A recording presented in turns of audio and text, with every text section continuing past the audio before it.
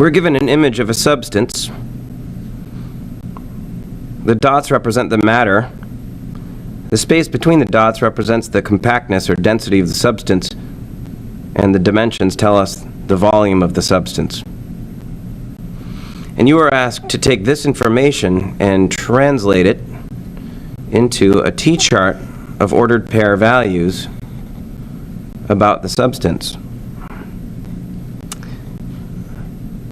We know that when graphing density, volume goes on the x-axis and mass goes on the y. So this would be mass, this would be volume. I'm a little crunched for space here, so I'm not including the units. Break my own rule here. We know that this is always an ordered pair. So now I'm going to look back here at the data. The first thing I'll notice is that this is clearly a regular object, which means its three lengths can be measured together, can be multiplied together, its dimensions can be multiplied together. 2 times 2 is 4. 4 times 4 is 16. So we know that the volume is 16.0 centimeters cubed. We know that the mass is 23.0 grams. So if we divide 23 grams by 16 centimeters cubed, we will determine a density of 1.4 grams for every centimeter cubed of the material, which means that 1 centimeter cubed of this material has a mass of 1.4 grams. Please remember that in the density value, you have hidden an ordered pair, 1 and 1.4. And now, the rest is a piece of cake. All you have to do now is come up with a third ordered pair. So if this doubles, then that would double. And you're done. The next question asks you to take the same information and translate that information into the density value, which we've already done above.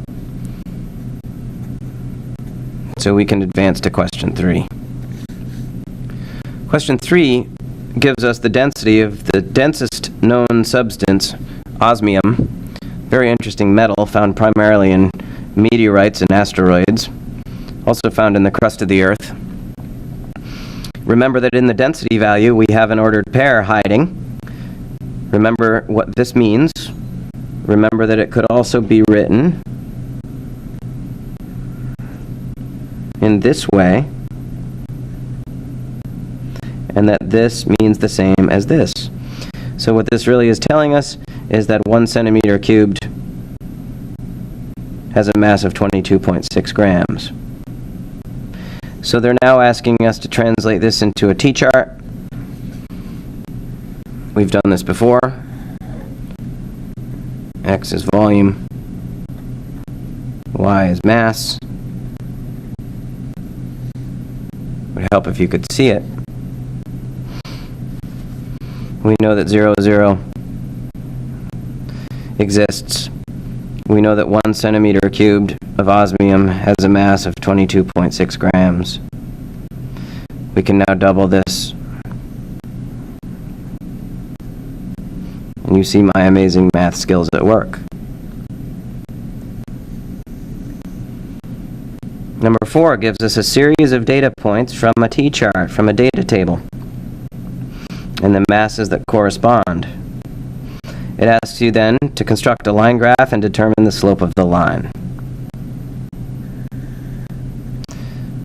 To avoid clutter, I'm going to put an M up here for mass, and I'm going to put a V over here for volume. And I'm going to look at my data table range, and I see that the volume goes from 0 to 2. So this is 0, there's 1, there's 2. It's always good to take up as much of the graph as you can. And this goes from 0 to 5.4.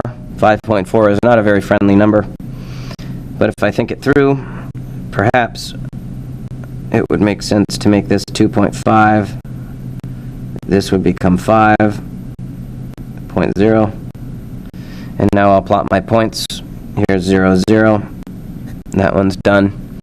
I go over to 1 and up to 2.7. It puts me about there. And then over to 2 and up to 5.4, which puts me about here. I use my invisible ruler. And now if I were to figure out the slope of this line, I would determine the rise. And assuming I'm going from this point to that point, these are my 2 points. So I'm going to rise up 5.4 units, and I'm going to run over 2 units. The slope of the line, 5.4 is the rise. The run is 2. The slope is 2.7. Therefore, the density is 2.7. Therefore, this stuff is aluminum.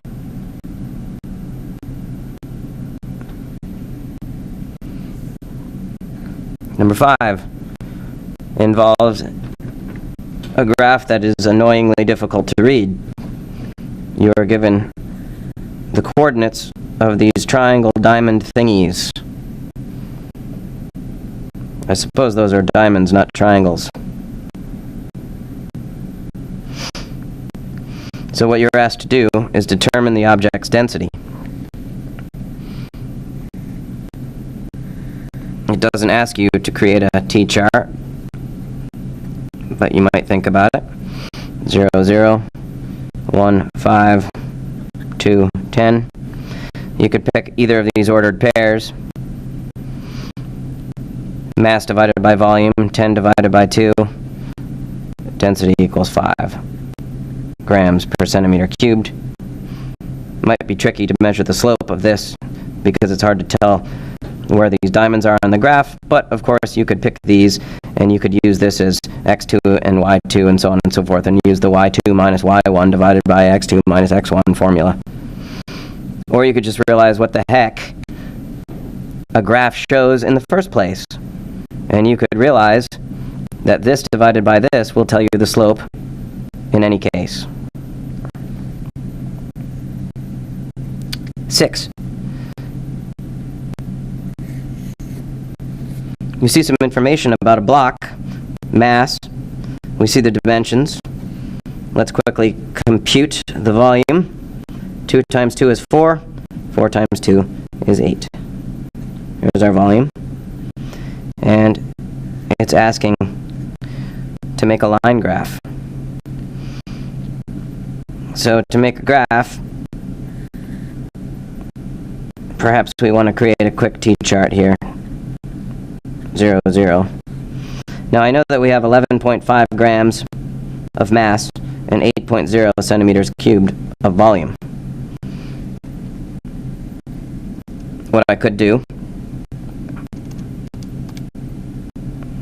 is divide that out. 11.5 divided by 8 tells me that this substance has a density of 1.4.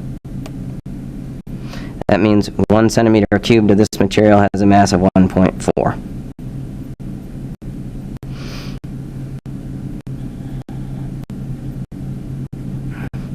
So what I'll do is I'll just put 1 there.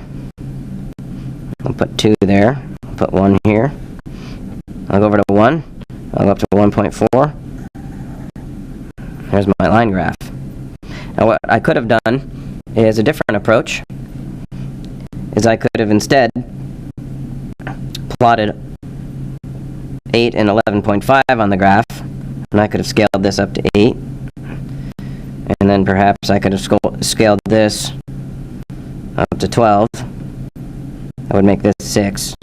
And then I could find my 11.5, put in my point, and it would look the same.